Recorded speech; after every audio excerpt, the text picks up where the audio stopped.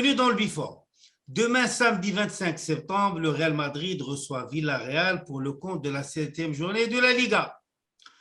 Alors, avec moi ce soir pour ce Before, l'inamovible Eid Saad Khoya, bonsoir. Bonsoir Taïb, bonsoir à tous. Et le profiler du Real Madrid, j'ai nommé Dr Yassir Gharbaoui, bonsoir. Bonsoir Taïeb, bonsoir Saad, bonsoir Madridistas. Alors, avant de commencer, je voudrais quand même ouvrir une petite parenthèse sur le dernier match du Real Madrid contre Mallorca. Est-ce qu'on peut dire que le déclic, est-ce que ça a été un déclic pour Asensio? Saad Eithroya. Alors personnellement, je pense que oui, ça peut l'être parce que ça vient en réponse à ce qu'a dit Carlo en conférence de presse, que si un joueur n'est pas satisfait de son temps de jeu, alors c'est ce qu'il souhaite et c'est ce qui est normal et que c'est à Marco de prouver qu'il mérite de jouer. Je pense que la réponse, elle a été assez claire de la part de Marco Asensio qui a prouvé plutôt qu'il était plus un numéro 10 qu'un ailier. Je pense qu'au fond, ça nous donne du recul par rapport à son utilisation lors des 2 dernières saisons. Carlo qui a pris le risque de lui donner l'opportunité dans un poste sur lequel il n'est pas habitué. La réponse a été un hat-trick. Je pense que pour le Real Madrid, c'est plus une victoire parce qu'on gagne un joueur de plus au milieu de terrain, étant donné qu'on a pas mal de joueurs sur les ailes. Donc, si c'est un déclic ou pas, ça va dépendre de ses prestations à venir. Mais en tout cas, c'est un bon match à capitaliser, pas que pour lui, mais pour toute l'équipe. Docteur Gharbaoui, qu'est-ce que tu en penses de ce match en ce qui concerne Asensio? Moi, je pense qu'avec la façon de penser d'Ancelotti, je pense qu'il a demandé à Asensio, est-ce que tu peux nous aider ou pas, mais en même temps, il lui a offert la manière de servir le Real Madrid dans la mesure où, comme a dit Saad, il l'a déplacé dans le système de jeu d'un ailier ou d'un intérieur droit qui jouera avec sa patte gauche beaucoup plus vers l'intérieur et il lui a donné l'étiquette du vrai numéro 10. Je pense qu'Asensio a rapidement assimilé et c'était, je pense, logique hein, parce que le joueur, il est intelligent, il est polyvalent dans le jeu et ça lui a permis de rendre service à l'équipe. Maintenant, l'impact d'Ancelotti sur les joueurs, ça se voit. Il n'y a pas seulement Asensio, il y a aussi Vinicius, il y a aussi Camavinga dès le début, troisième match. Il y a aussi Alaba. Je pense que les joueurs du Real Madrid profitent du cadeau du ciel qui est Ancelotti cette fois, et pas Alaba comme j'ai dit la dernière fois. Très bien. En tous les cas, ça a été vraiment un vrai délice que de regarder ce match. Revenons au match de demain, Saad Eithroya. La liste des convoqués a été rendue publique cet après-midi. Oui, Qui bien sera sûr. présent? Alors pour les gardiens de but, ça sera Courtois, Lunin et Tony Fudas. Pour la défense, Militao, Alaba, Vallejo, Nacho et Miguel. Pour les milieux de terrain, Modric, Casemiro, Valverde, Lucas Vazquez, Isco, Gamavinga et Blanco. Et en ce qui concerne l'attaque, ça sera Hazard, Benzema, Asensio, Jovic, Vinicius Junior, Rodrigo et Mariano. Donc, c'est les convoqués normaux. Alors, par contre, je voudrais que tu nous parles de l'état de santé des absents, parce qu'il n'y a pas Oui, Kroos, Ceballos, ouais, Carvajal, Bale, Mendy et Marcelo. Est-ce qu'ils sont exactement. encore blessés ou où est-ce qu'ils en sont dans leur convalescence? Alors, en ce qui concerne Kroos, il a carrément repris l'entraînement avec l'équipe, mais à petite dose. C'est-à-dire, il s'entraîne sur le gazon, il fait l'entraînement physique. L'entraînement avec ballon, je pense, on l'a vu vite fait avec l'équipe en train d'échanger des balles par-ci par-là. Alors, en ce qui concerne Ceballos, il est encore en convalescence. Mais ça, c'est un cas à part parce qu'apparemment, son absence bon, il est lié à son état de santé, oui, mais en même temps, c'est un joueur pour qui on n'a pas pu trouver une porte de sortie et sur lequel l'entraîneur compte pas vraiment.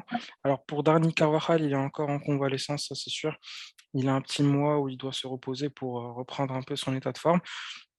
En ce qui concerne Gareth Bale, bon, comme tu as dit tout à l'heure, peut-être que nous ne sommes pas prêts à le revoir pour cette année. Il faut attendre 2022 pour espérer voir le Gallois fouler une pelouse.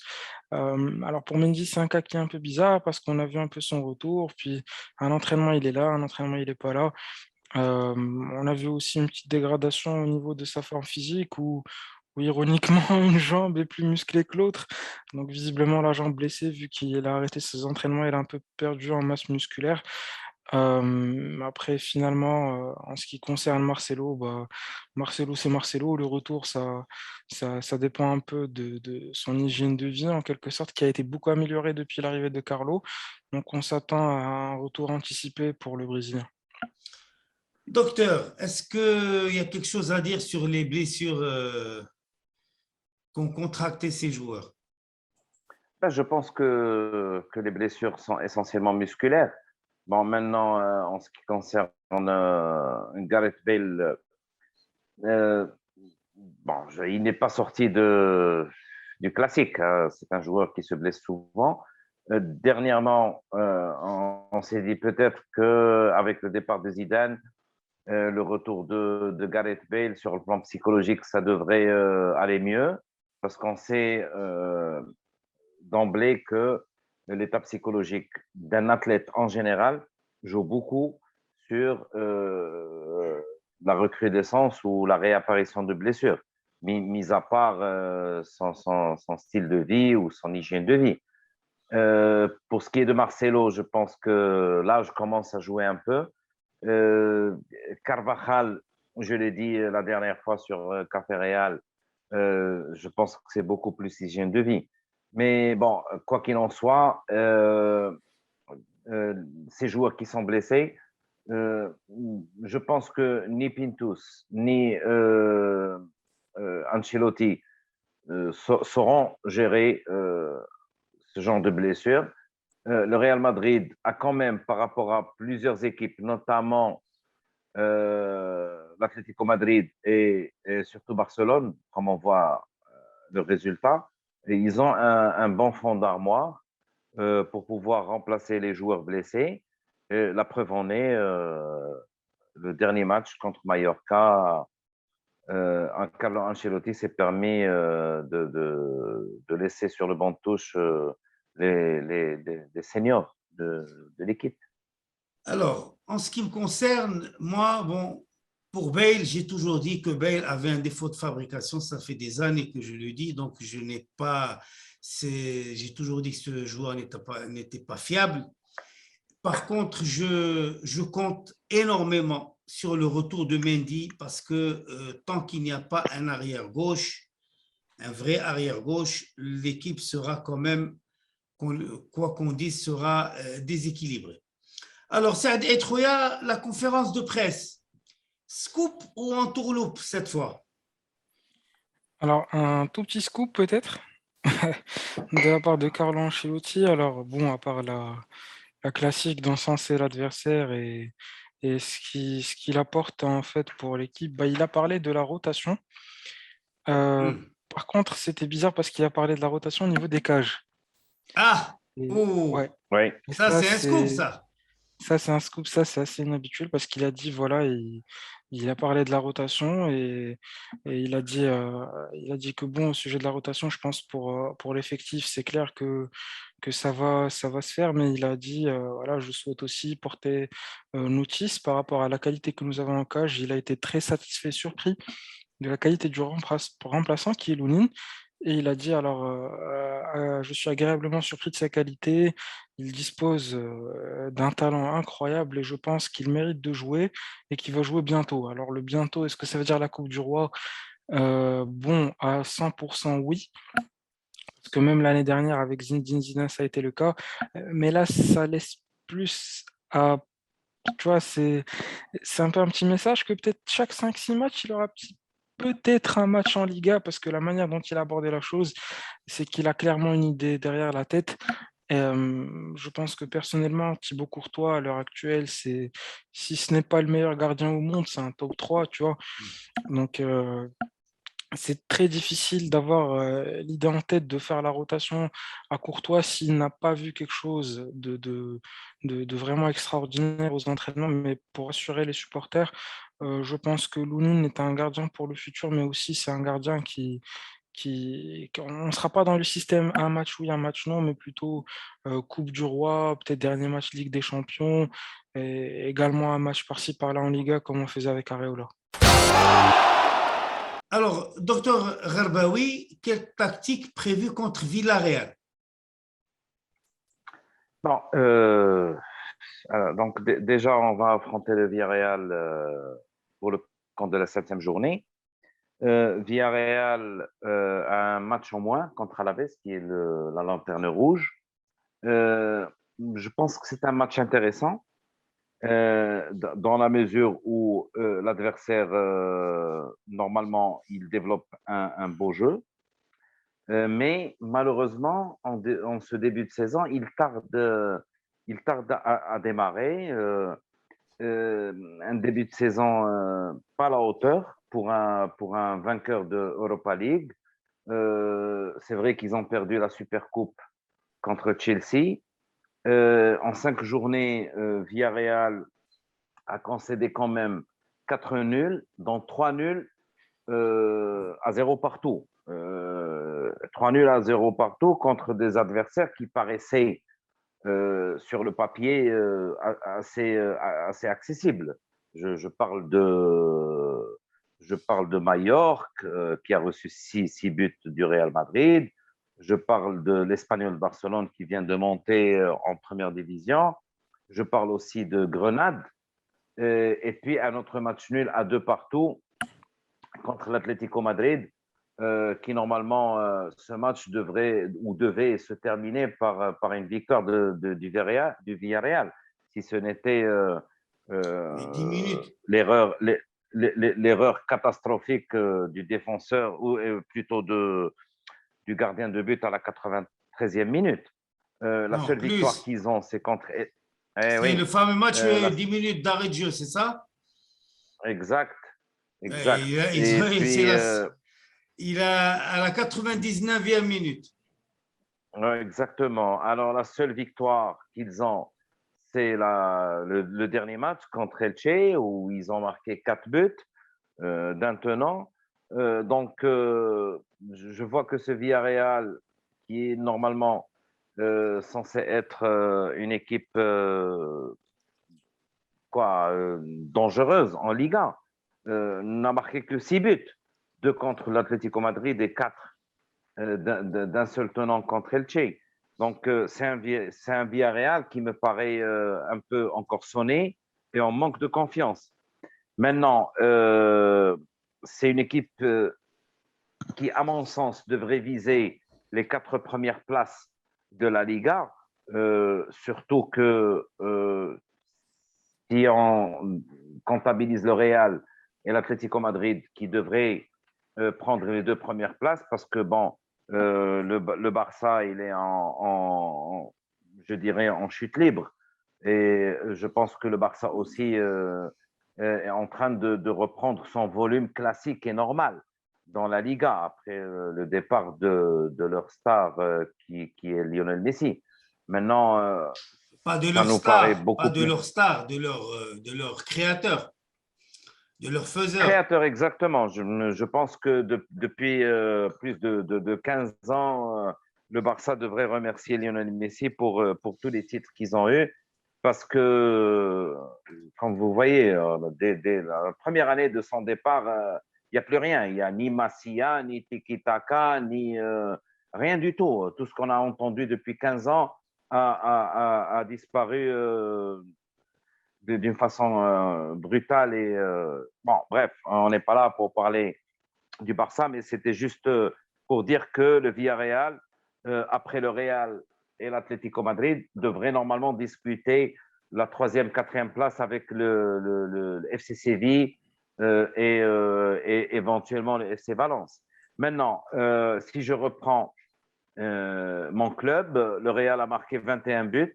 Je pense que c'est la meilleure attaque de la Liga et c'est parmi les meilleures attaques de l'Europe.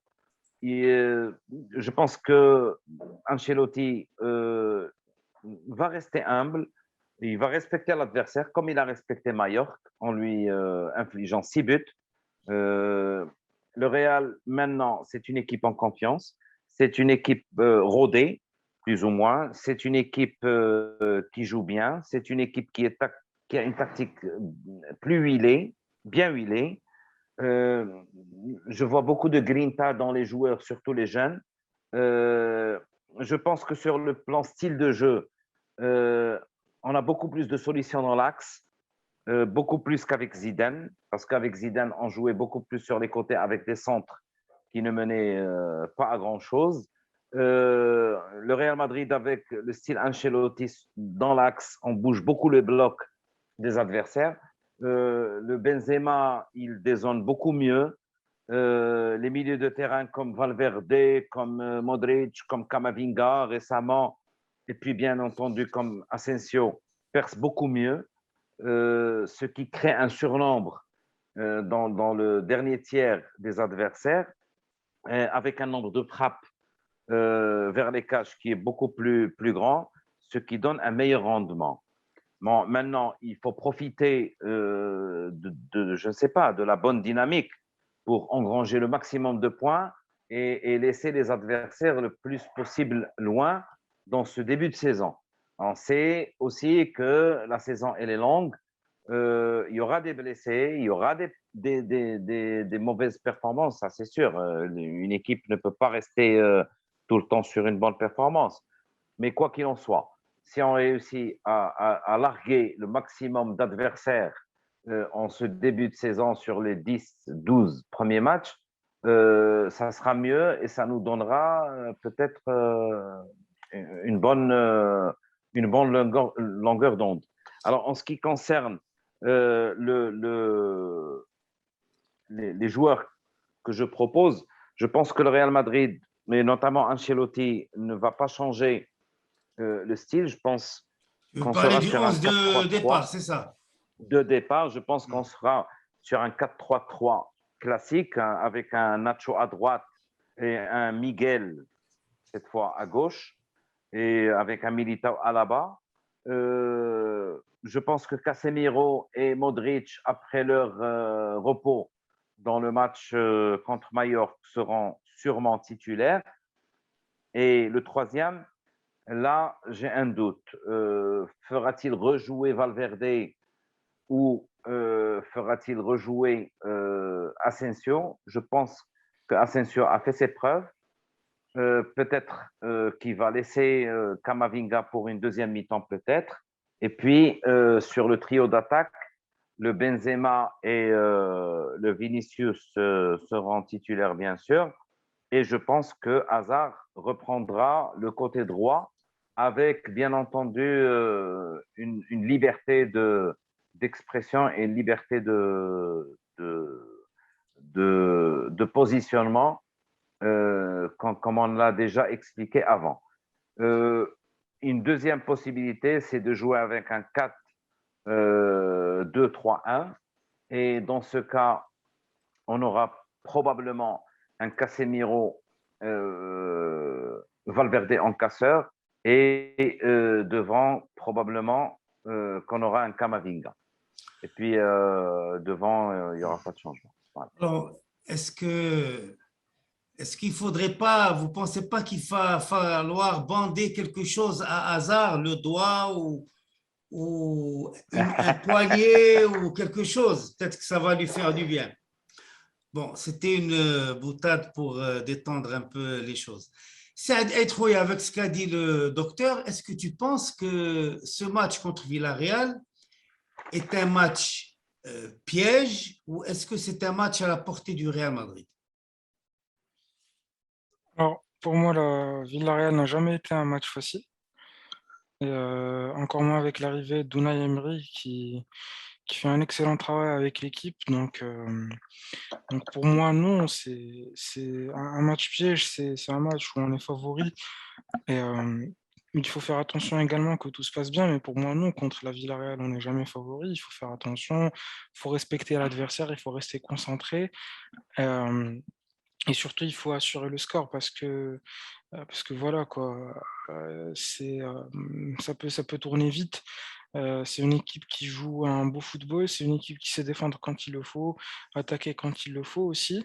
Mais sinon, c'est une équipe qui s'est fait avoir face aux Indios lors des premières journées de manière ultra bête, mais ça prouve aussi que c'est une équipe qui sait jouer contre n'importe quel style de jeu, quoi.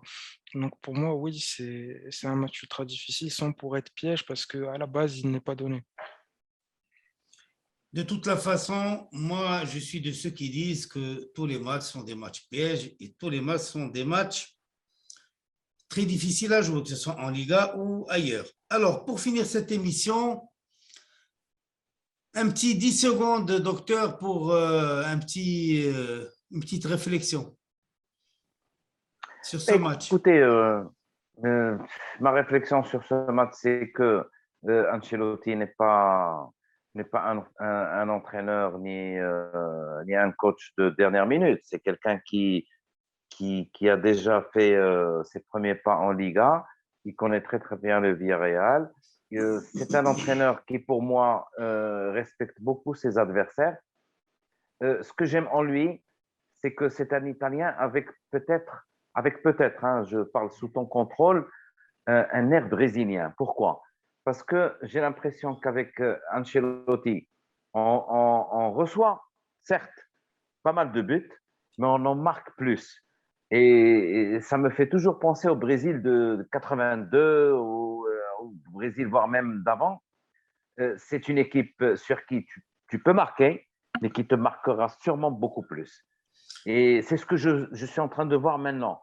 On marque beaucoup de buts, on en reçoit pas mal, mais on en marque beaucoup plus. Et ça De nous toute, permet fa- de gagner parce qu'en fin de compte, ce sont les 3 points qui comptent. de toute façon, je suis de ceux qui disent qu'il faut toujours marquer au moins un but de plus que l'adversaire. Saad Troya, à toi le mot de la fin. Alors, honnêtement, j'ai passé une semaine assez longue et difficile. Donc j'espère que cette équipe va assez aménager mes nerfs parce que franchement, les gars, j'ai j'ai- j'ai envie de passer un week-end tranquille. C'est surtout le problème avec les matchs du samedi, c'est que ça impacte énormément ton dimanche. Donc je remercie pas la Liga qui aurait pu placer ce match le dimanche soir. De toute Non, façon, il joue mardi.